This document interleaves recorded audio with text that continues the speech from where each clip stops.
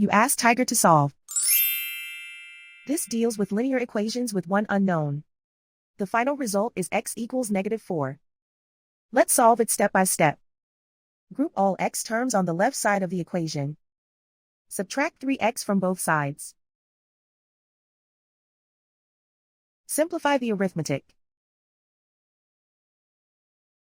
Group like terms. Simplify the arithmetic.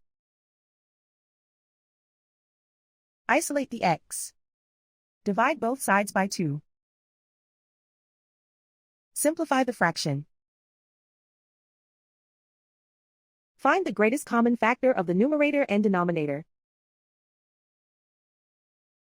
Factor out and cancel the greatest common factor. And so the final result is x equals -4.